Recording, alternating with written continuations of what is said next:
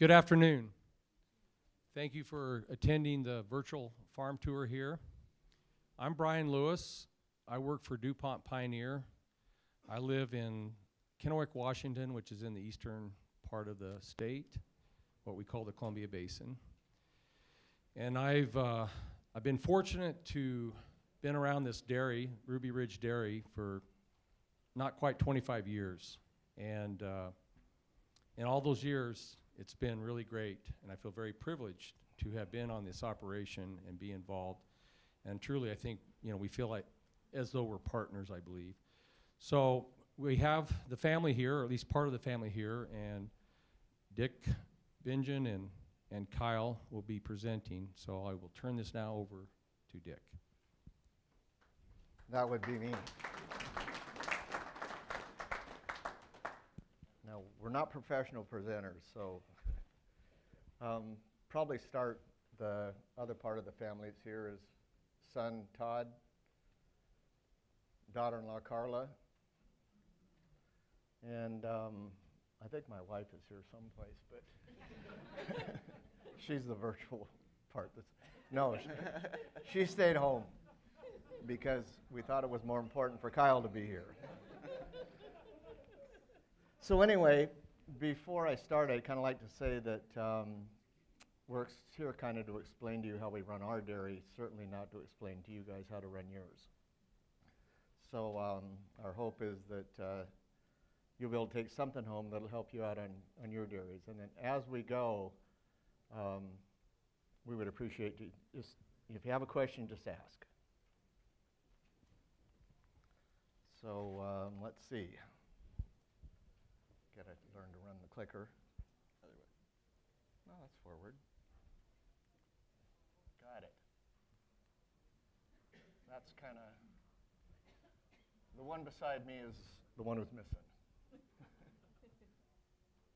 So Washington is kind of, it's split into two distinct geographical areas, and we got the west side and, oops, the pointer, the west side and the east side, and where we moved from was up here, 300 miles to here. That side is wet and liberal. And this side is irrigated desert and conservative. So in the early 90s, we kind of began to feel the urban pressure up where we're at. So we started looking for a new location, and we ended up going, I don't know, basically all the western states. We went back as far as Michigan, I think, and then kind of moved back this way. We went down to Argentina and actually had a place picked out, but the politics looked pretty bad, and I'm glad we didn't go because it's a mess down there now. So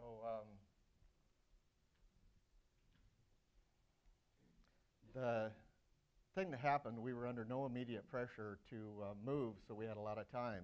And the criteria on the new location was no ditches, no streams, no wetlands, no dry washes, and kind of most of all, no urban America.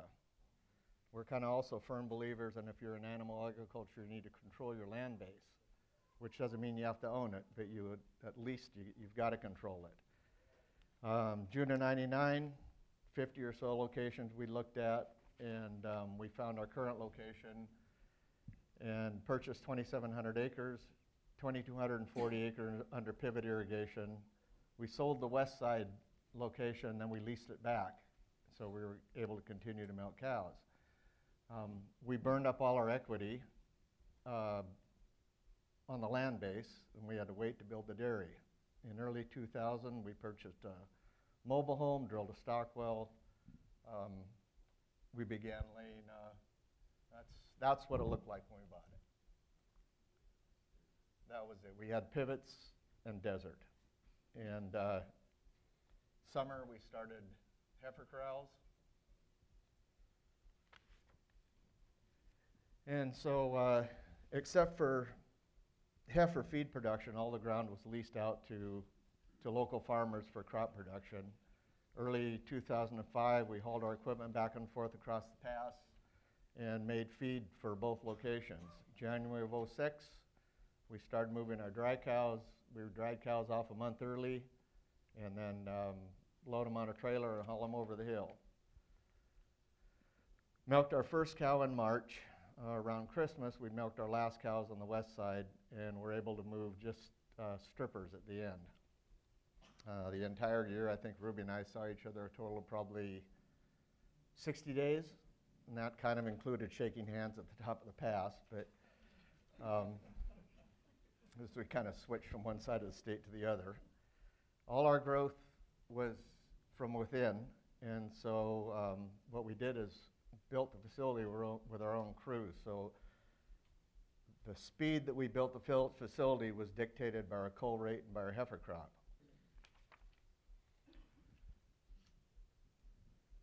Backwards one. No, that's forward. It's got to go back another one. There we go. No, you're still going forward. Am I still forward? You run the clicker. Okay. There. So there we are. Currently, 2,300 milking, including dry, 2,100 young stock, 2,240 acres, and we have 1,100 acres of corn, and it's a double crop, usually with triticale for earlage and silage. 700 acres alfalfa for hay and haylage. We currently sell a couple cuttings of hay, and we rent 440 acres out to a spud farmer. Before I go any further, I probably should explain our kind of our animal philosophy. Years ago, Ruby and I swore that we would never expand unless we could continue to treat the animals as individuals after our expansion. At that time, we had around 300 mature cows. Through the use of computers, parlor design, and mostly the training of employees, we've stayed true to that conviction. We're now looking at another expansion, and we're pretty sure that we can still maintain that individual attention to the cows. And I'd have to say to people, if you're still in a tie stall or stanchion barn facility, that if you do expand, don't give up the ability to feed cows as individuals, or at least, 3 groups or something. Because the single TMR thing, I believe, with the way the dairy industry is going, that it's not going to be affordable. I'd equate it to if we milk, say, 1,000 cows and the neighbor milks 2,000 cows, and we make $2 a cow and he makes $1 a cow, we're even. And that tends to be the way it's gone in our dairy. This sign was supplied by Merck, and you want to take the time to read it, but that's actually what we believe. And it probably may seem a little too touchy-feely, but JQ Public's going to demand this kind of thing whether we like it or not. We've been audited in the last year and a half by McDonald's, Costco, Fred Meyer, Safeway, I don't know, there's several others that have been through the dairy. They hire a third-party team, comes out, looks at what you're doing and says, yay or nay, you're a good dairy, you're not good, or whatever they want to say, but it's a real pain in the rear. The way things are going, I fear that our customers, regulatory agencies, and the likes are going to be checking our closets and our bedrooms before we know it. Thank heaven for the Second Amendment.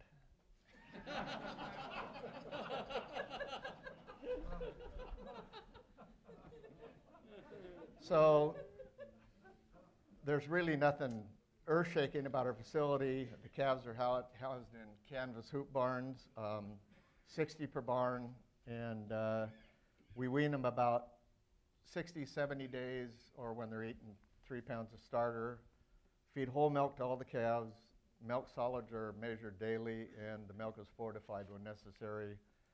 After weaning, we pull 3 of the panels, and then they're in groups of 5 for another 1 to 2 weeks. And from there, we move them to, those are the calf hoop barns. We move them to those groups of 30 there. At that point, they're on a TMR. And then it kind of goes in a big circle around the dairy. Then we can move over to the bigger heifer corrals. groups of 60.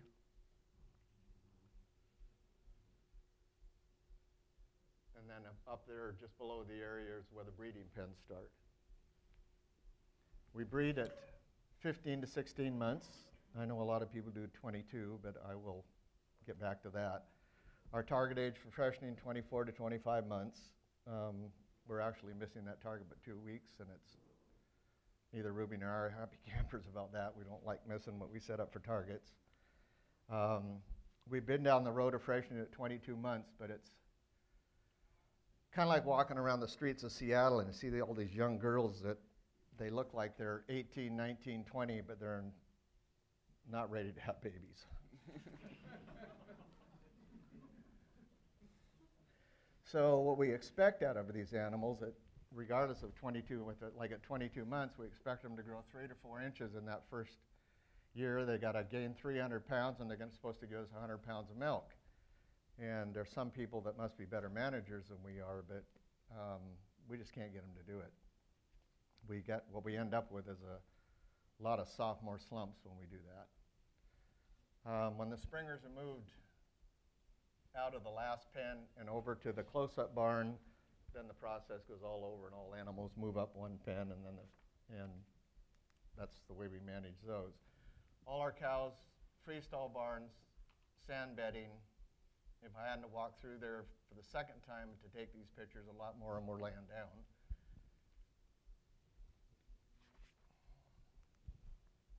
Far off dry cows, maternity, and the fresh barns are all loose housing. At freshening, all animals spend the first 20, 30 days in what we call the fresh pens, and they're moved to the main facility when we have, like no apparent problems with them. Discharge looks fine, they're eating good. All pens are kept really close to 100% density. Milking's done in a double 35 endurance de Laval parlor with 2 milkers, and the fresh animals and young stock are milked in a double 16 cascade parallel de Laval.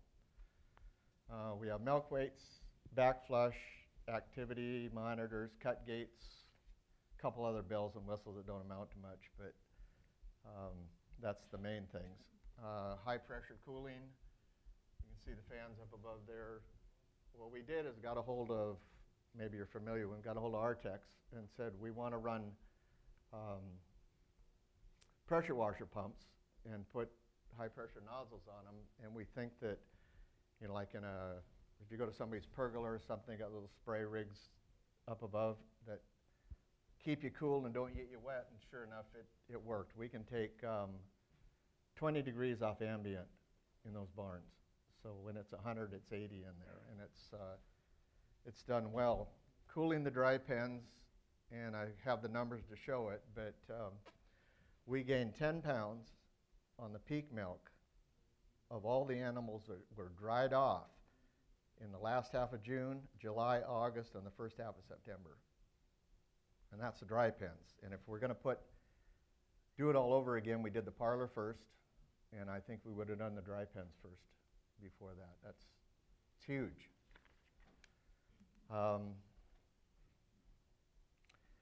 Probably where we really differ from most dairymen is still that individual cow care. This is kind of a touchy-feely picture, but what we want our animals to be comfortable around humans. We don't want to make pets out of them. Young heifers, that would have been those little hoop barns that you saw in the back. They're all fed a TMR with a small amount of concentrate in it. Rations are always adjusted according to relative body condition. We walk through the heifers at minimum of once a month and make those adjustments. Big heifers, same thing. We go through and every month at least, and adjust energy levels according to, well, it's not as simple as energy levels, but that's stuff for a nutritionist to explain.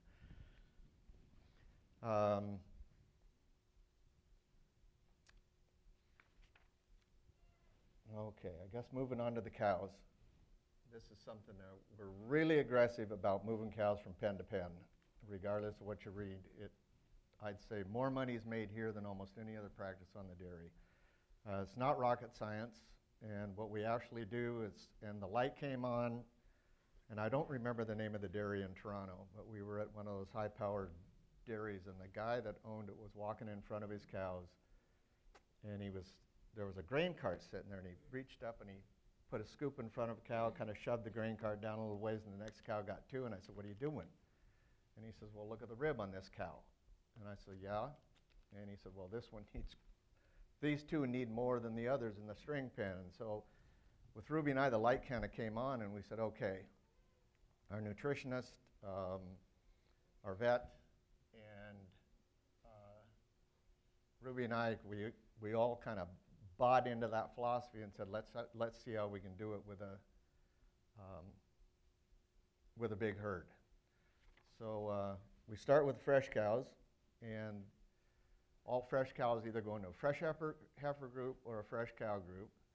Both of them are pretty high-based roughage diets, 85 pounds of support level in the cows, 80 pounds on the heifers. They remain in these pens until they're eating well, no apparent metabolic problems, and they've started mobilizing fat. The fat has started to move down the ribs. At that point, they're moved to a pen with a higher support level. If they continue to lose weight, they're moved to a pen with an even higher support level. When they start gaining weight and dropping in production, the inverse is true. And it's nothing for a cow to freshen and enter lactation, go through 6 pen moves during 6, even 8 pen moves during her lactation. We move them to lower support levels with the target of being able to dry off in the proper body condition. And that doesn't mean that because a cow's at 60 pounds of milk, she's on a 60-pound ration. If she has too much rib showing, she's left on an 80-pound ration. Moving procedures, Ruby usually takes some of the string pens. I take the other string pens, and it's 4 hours each, so it's basically 1 day a week. Every cow's evaluated from the back end, and the decision is made to move her up, down, or leave her in that string pen just like that every week. Once we have stabilized the weight loss, we consider when to start the reproductive process. We have no static voluntary waiting period. Cows are inseminated for the first time between 60 and 180 days in milk, and that all depends on the cow. So what we do, when heat is observed, the question is asked. If this dry cow conceives today, will she be able to gain enough weight to be in the proper condition at dry off? If the answer is no, we record a heat and continue to ask the same question at each cycle until the answer is yes. And that's when she gets her first insemination. The downside to this is that once you decide that it's time to get that insemination, or she gets inseminated, she's got to get pregnant. Because at that point, they've started to gain weight, and once a cow starts to gain weight, it goes really fast. And so it helps. We have, I think it's 1.8 services per conception, so trouble is that means some cows get 6 and some cows get 1. But next few slides, and this is not to show you milk weights necessarily, but all of our DHI records and all records are taken off of our 7-day rolling average. So each one of those circles represents a 7-day rolling average for that cow. But what we're doing is, what I'm showing you here is that cow right there is 170 days in milk. And I specifically know the cow. She's still got a lot of rib showing. There's absolutely no reason to get that girl pregnant. If you do it, cows get pregnant, 60 days later they start dropping in milk. If we did, well, number one, if at 60 days we tried to get her pregnant, we'd probably just be blowing semen into the air. It wouldn't have done us any good. But that's part of the reason for 1.8 services per conception. And the next slide, kind of the same type of cow, but what were we, 190 days in milk? Put semen in her, we get her pregnant, what's her production doing? And that's what happens. They start gaining the weight. and then it takes more management, but it pays big time.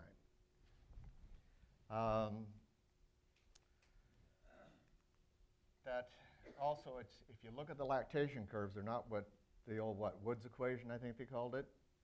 Those cows, our cows don't follow that. The majority of them have lactation curves just like that. It'll go out for 150, 180 days almost flat. And the reason, I think, is because of the way we move them through string pens.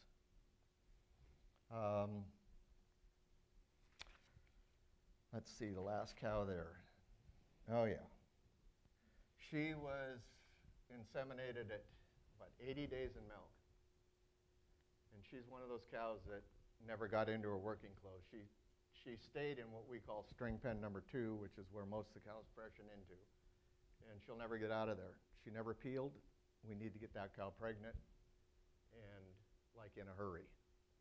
So that's the reason for that.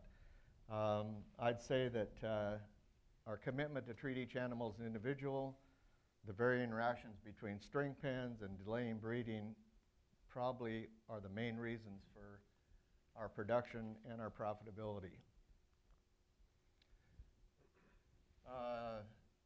This is printed up fairly often. It's our income over feed data, and what we do is Center one.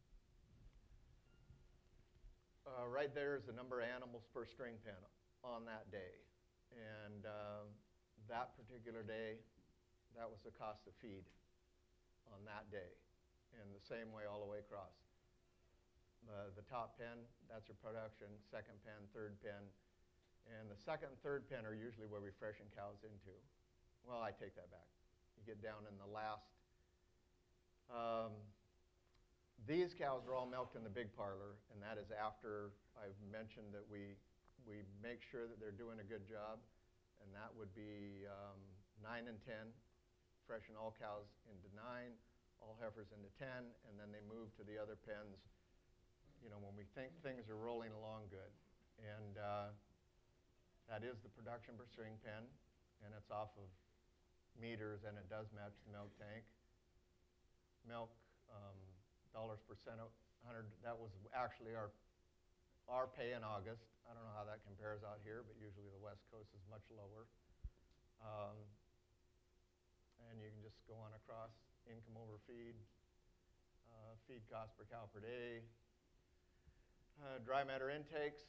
Some guys are going to say that's a lie, but that is the way it is.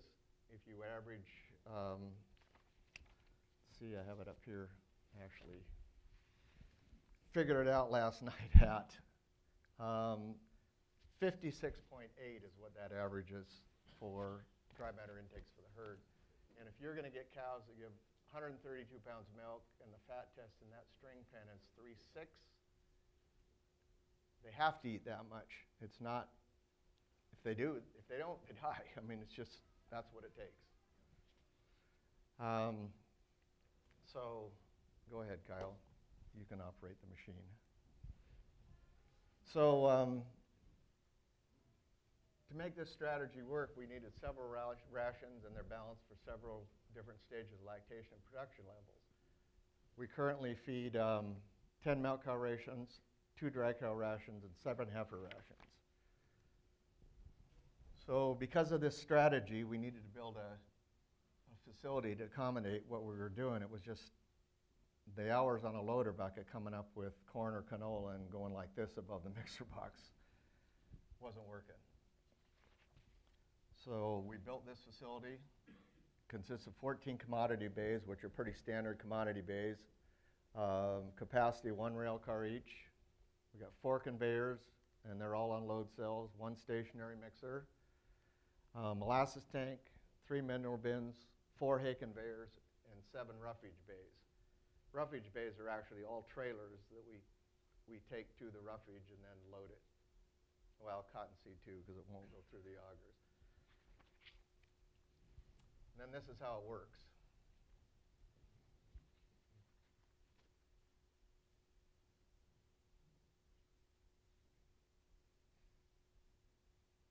Aren't drones wonderful things?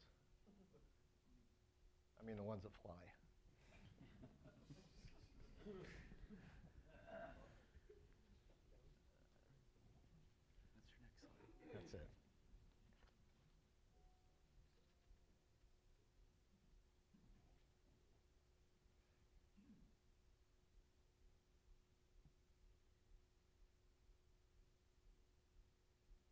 So molasses tank, stationary mixer, load out buggy. We'll get to that.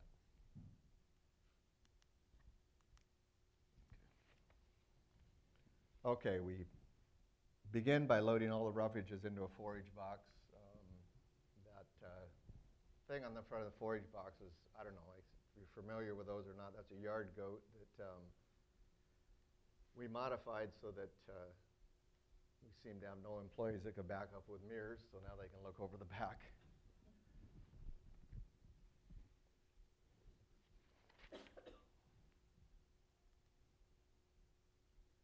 Just electric over hydraulic.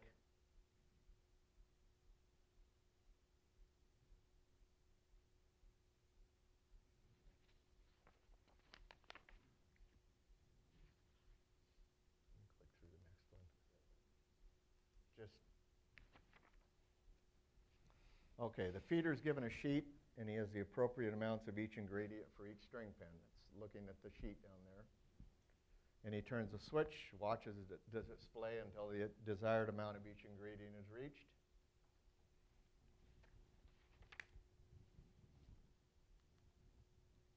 And that's DDGs loaded onto that conveyor that's loading on his unload cells. He's doing exactly the same thing. He's looking at the monitor.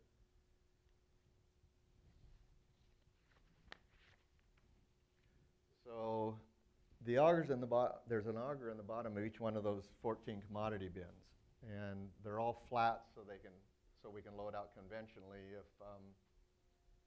it's necessary. Like with a breakdown, the only time we've broken down so far is a power outage. Since then, we've got a generator, so that kind of fixed that part of it. There he's loading haylage.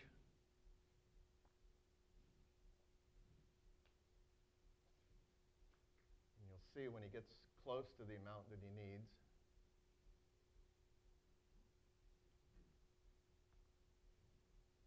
He'll stop and then he'll bump it. Stops the floor, runs just the beaters. Yeah. And then he starts with corn. And then it goes through each.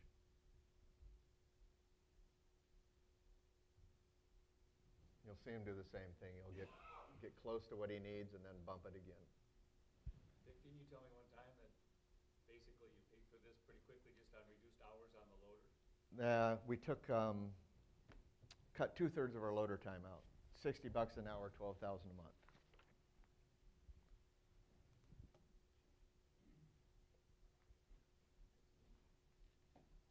That's this one. So in this particular system, we really have no choice but to load the concentrates first because so much gets left in the conveyor. I mean, we designed it that way, but it's too many beers.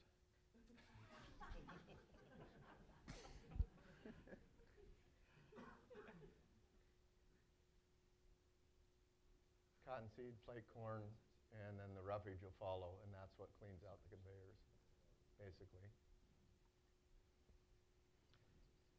So it hasn't been done yet, but it's loading the mixer box.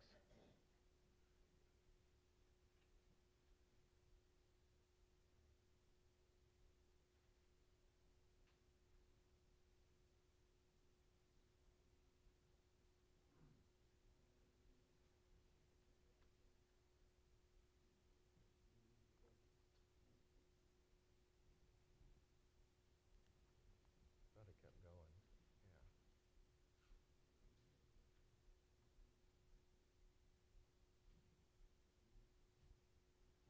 That dusty stuff, that's called shrink.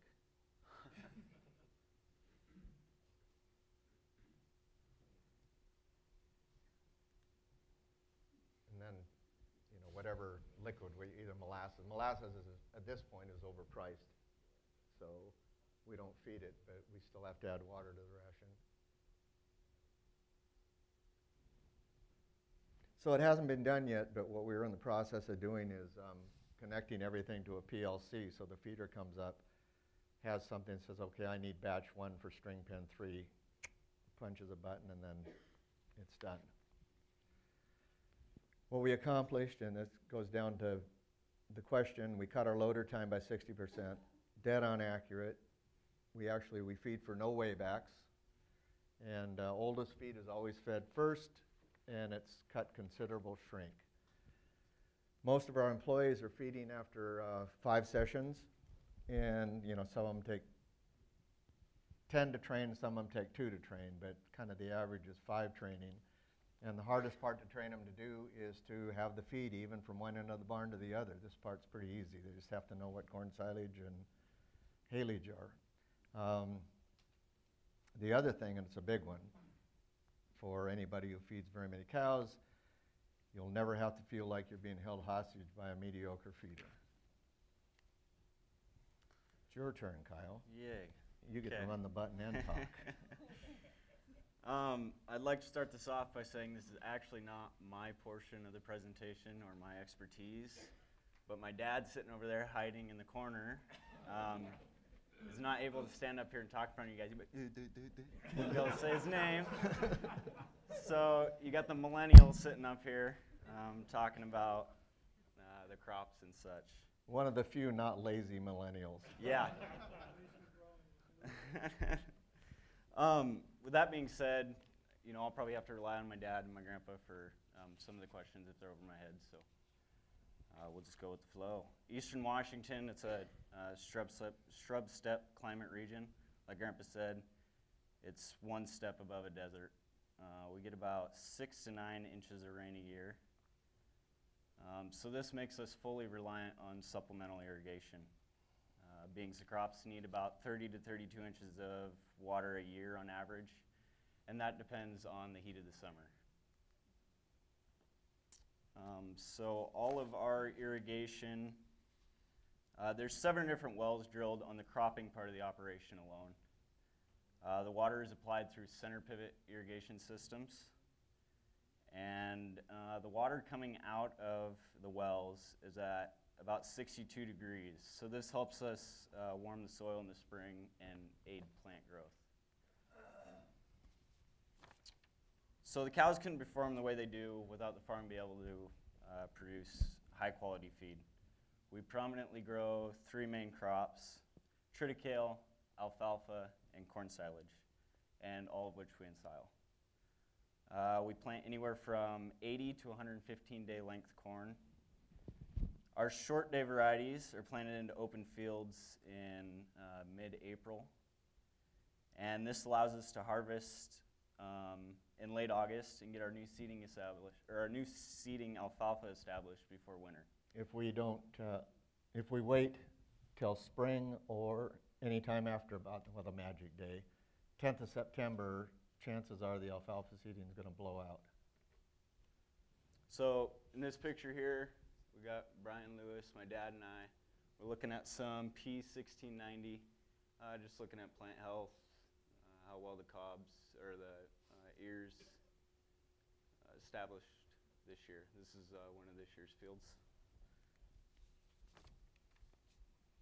Our midday length varieties of corn are planted following the triticale harvest.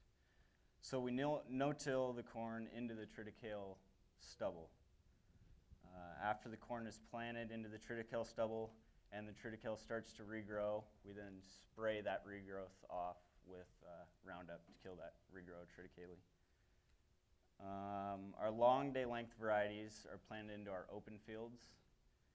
And so the open fields give us a place to apply our summer and winter stored manure.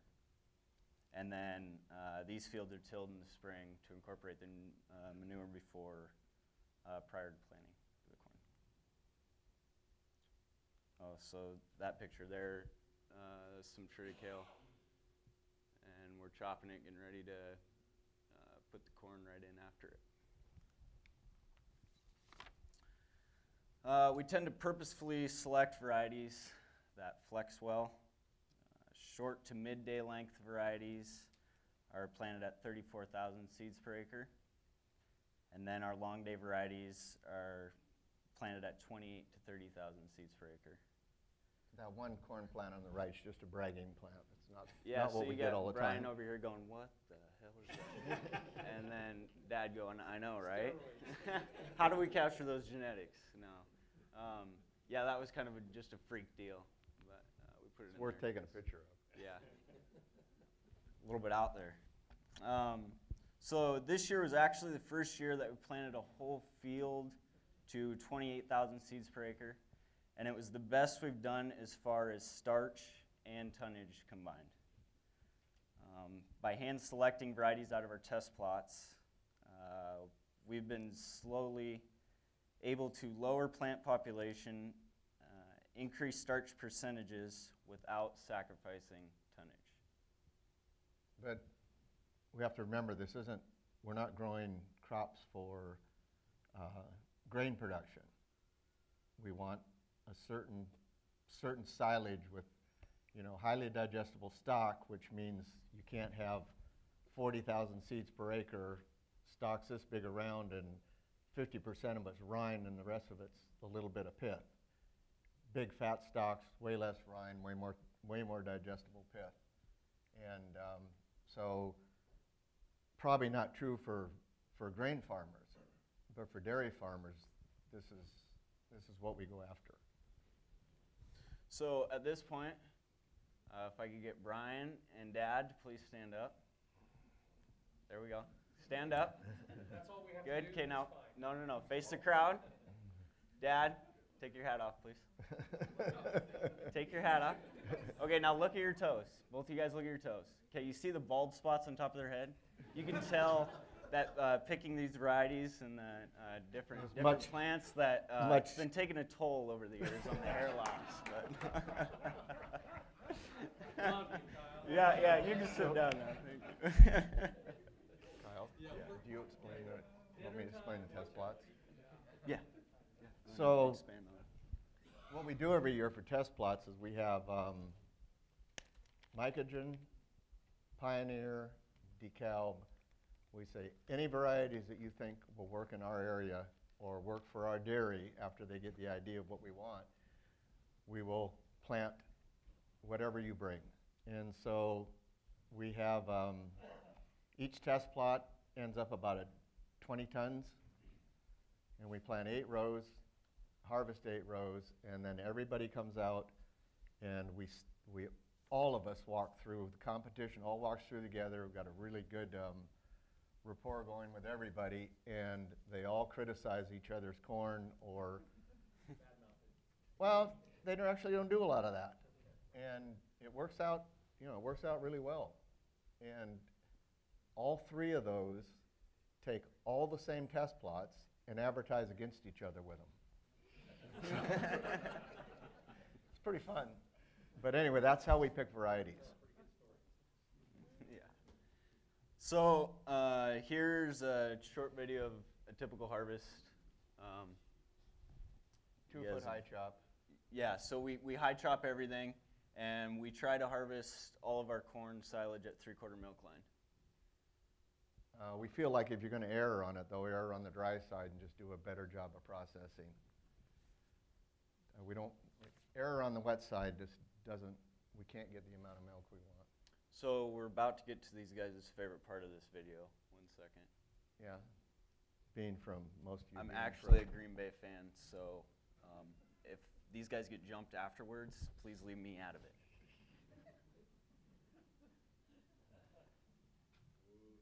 Here it comes. Hold on. The suspense, I know. It's killing me too.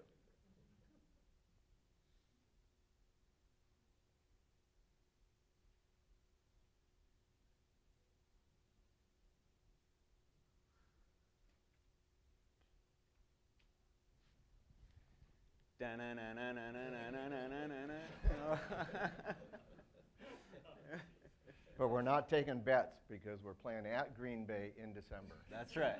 That's right.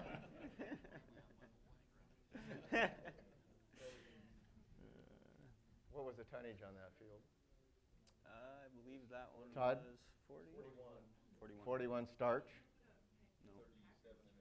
37 and a half starch, 41 tons. Across the scales adjusted to 70% moisture.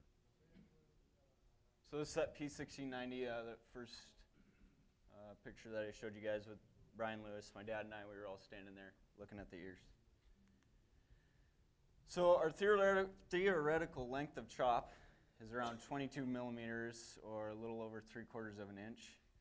If the moisture is drier than 60%, the chopper will automatically shorten the length of chop.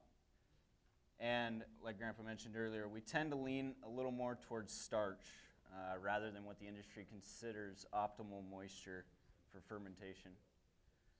And then when it comes to processing, we're fairly aggressive and generally don't feed the silage until ensiled for at least 6 months.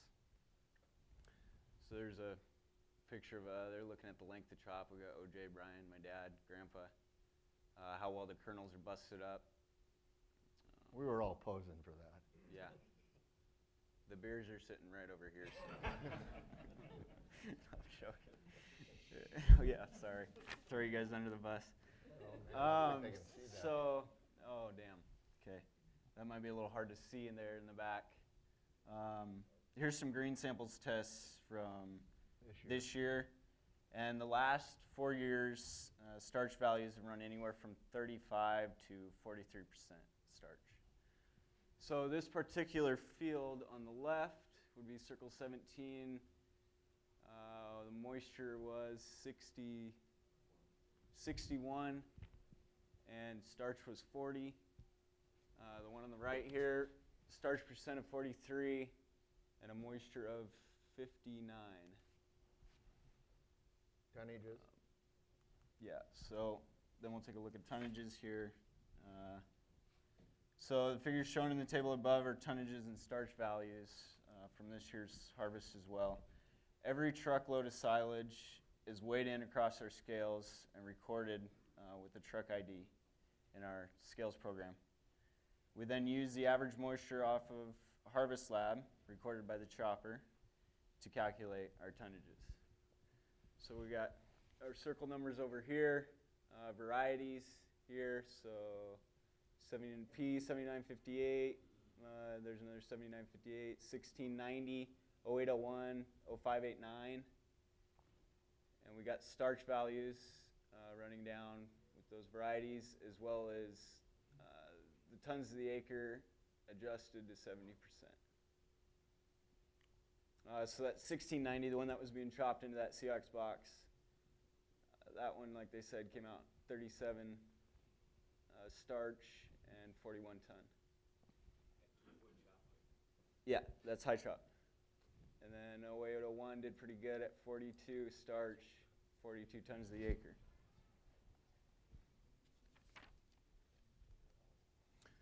So all of our feed is capped with 2 layers of plastic. The first layer being orange stylo stop. So Keith, I'm sure you guys can go visit him later. He'll get you hooked up. And the second layer is 5 mil black and white. We wedge fill the silage and cap the bunker as it fills. So, oh, 1 second here. That's capped to about 10 feet from the start of the face, and then this is the start of the next day, so he's putting the new layer of feed on. And then as we move out throughout the day, whoever's got some free time, we'll round up some guys to keep pulling that tarp out, chasing the stack tractor, and putting tires on to make sure we're getting it capped as soon as possible.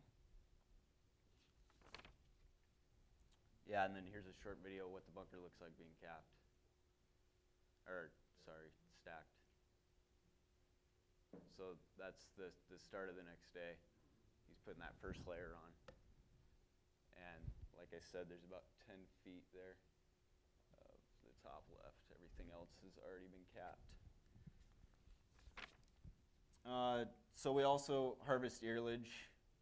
Earlage is an integral part of our cropping program, and if done right, is a very dynamic feed. So that was, I think not yesterday, but the day before. That was a professional photographer. Yeah, that was named Kyle sitting on the cab of the truck. Yeah, I'm actually on top of the truck there, so don't turn me in or anything. OSHA approved. Yeah, very, very OSHA approved for sure.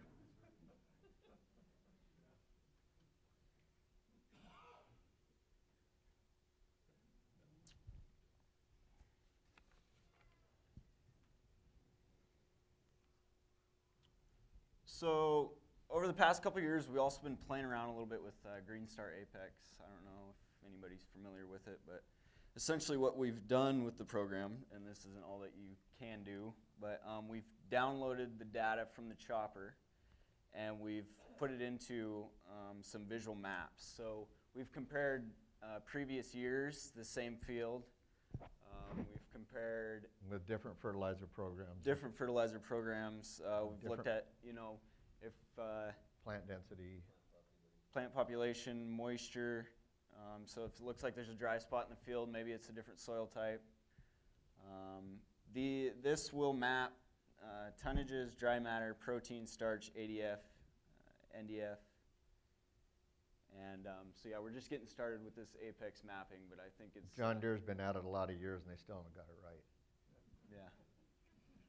So they throw the millennial on that, right? Computers millennium, yeah, whatever. But, so at this point, I'm going to turn it back over to my grandpa to finish out the presentation. All right, so probably everyone in this room's had a mentor or two along the way, and we've been quite successful at separating the wheat from the chaff when it comes to those people. The companies or the products, you know, it's the people that we pick have been a big part of our success. The color of the equipment we buy, the stud company we select, the feed companies we deal with, fertilizer suppliers, all boils down to, at least the way we look at, number one is service. Don't care what color of equipment you have, you don't have service, it might as well be the other color.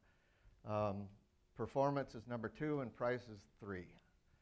I'd like to take a few minutes to acknowledge some of the people that we have used that have really helped, you know, bring us along. And that would be the interest to everybody, I'm sure, but Dr. Gail DeYoung from Colshan Vet Clinic, Washington, routine visits, emergency calls, every opportunity that he could take, he made it a teaching moment. And Ruby and I owe him a lot for what we've learned through the years. I don't know if some of you are familiar with Sawyer, but this is Tom Sawyer, nutritional consultant out of Prescott, Arizona. This is on a vacation day. I'm not sure you'd appreciate we did that, but he's been doing our nutrition work since '77, and Tom, Gail, Ruby, and I, we all bought into this individual cow philosophy, and we all learned it along the way. I know that there's some other people in this audience that have Tom for a consultant, and they've also bought into the individual cow thing and are a quite profitable dairy, very successful actually. He also is one that always goes, you know, way beyond just giving you a ration.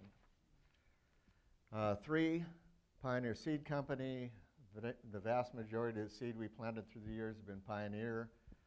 Vast majority of the inoculants we applied to the forages have also been Pioneer.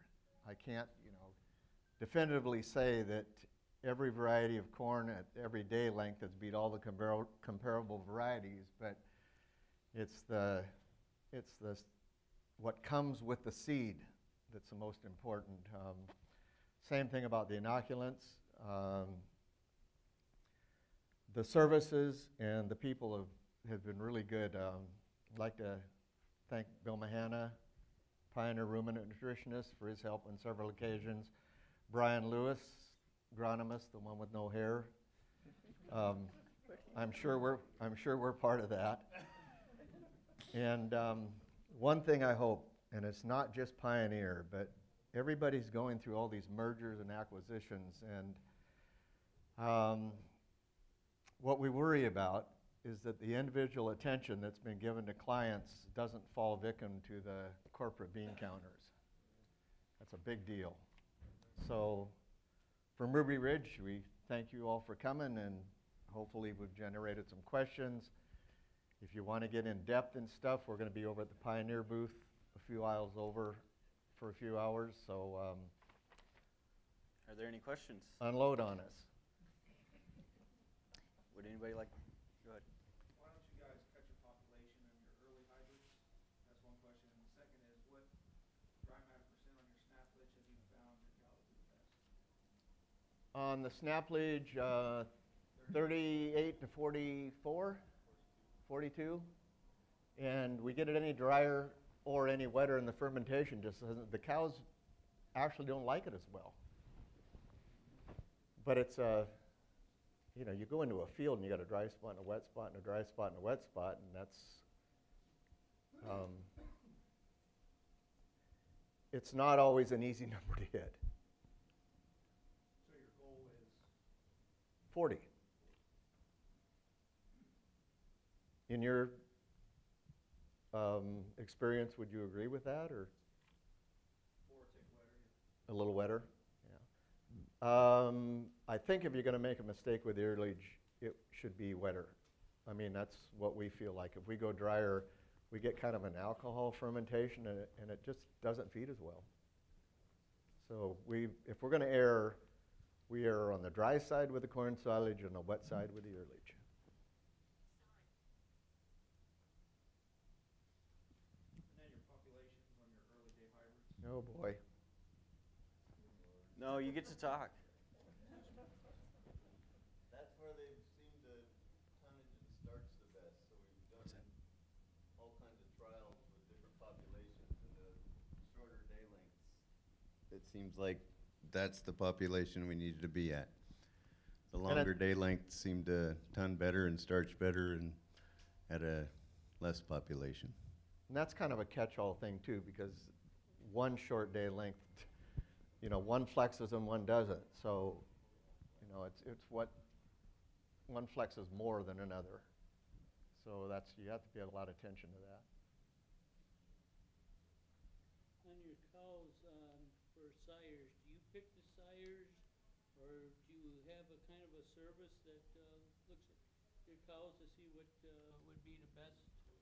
The question is, do we basically pick our sires, or how do we do it? And we put all their names on a wall and throw a dart. No. No, we actually have, we don't computer mate. We actually have somebody come out, and he could have actually been on the slide with the last few people. We had a particular type of cow that we wanted, and that was kind of the straight rib, deep body, you know, not show cows, but really functional, and they could put away a lot of roughage. He bought into it and has been mating cows that way for, you know, 30-some years, basically, just trying to get that type of cow. And so I suppose I can say it's been almost all select sires. We used some C-Mex earlier because when we first started doing this, there wasn't a stud service out there that had that type of cow except for the Canadian cows. Gorgeous cows that wouldn't milk. So we've, you know, worked that into it. About how many sires do you use then? Number one? You mean right now? Yeah. We have 6 sires in the tank at any one time. Sometimes it drops to 5, but usually around 6. We don't have a cleanup bowl per se in the tank either. Our first through 5th service is identical. There's no, you know, like first service isn't 60% and then it drops off. After 6 services, then we take a big hit. But not very many at 6. It just doesn't happen very often. Yeah?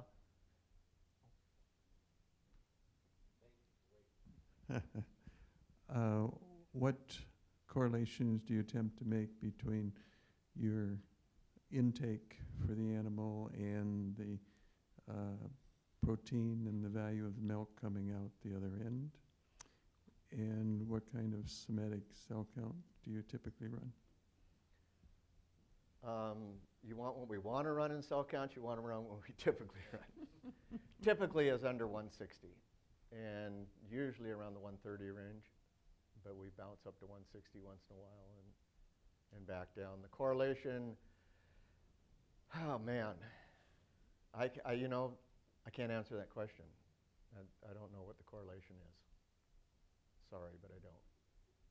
What's your butterfat typical running average? Butterfat on the herd is, I believe it's 3.9, 3.95. Protein usually runs around 3.1 to 3.2. All Fairly Holstein. good components for that kind of milk. All Holstein. All Holstein.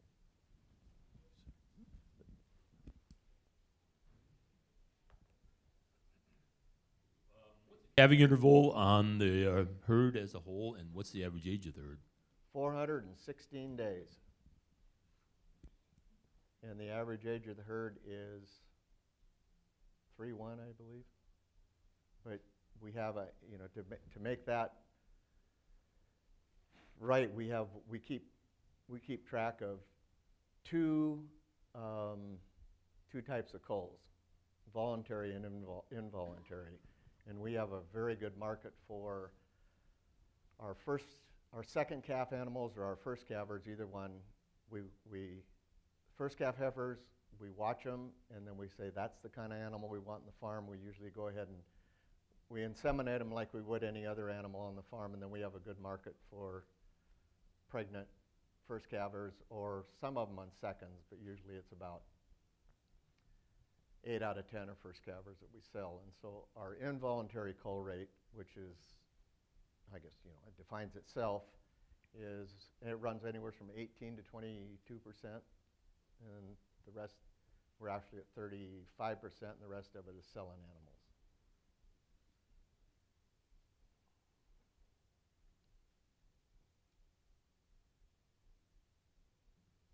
No other hands? I'm not going to There we beg. go. Two in the back. Mr. Benjamin, I would ask you the question. No, The sign that you used to have on your dairy Yeah, in no, the west side, did you take that and move that to the east side? You know, we went to get it and somebody stole it. We had a sign out in front of our dairy on the west side that said, let's see, remember this. First it was a big stop sign, and then it said,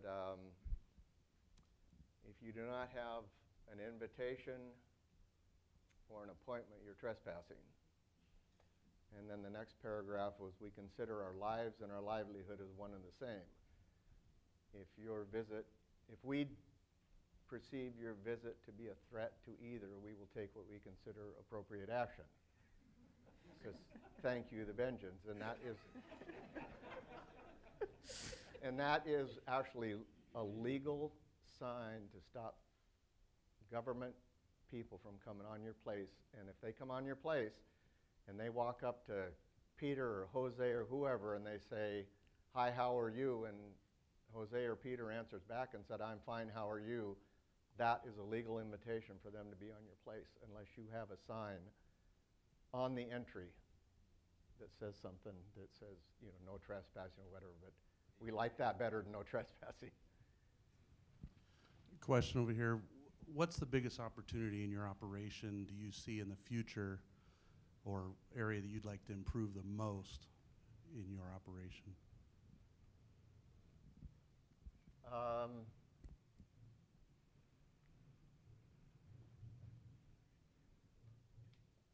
Well, you know, our goal is 100 pounds with the same components.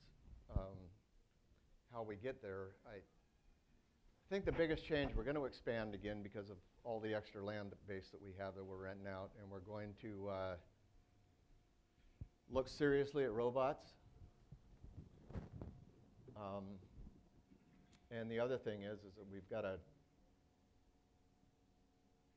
in our case, the biggest thing we've got is to nurture the younger generation on. And I think that's a challenge for all of us.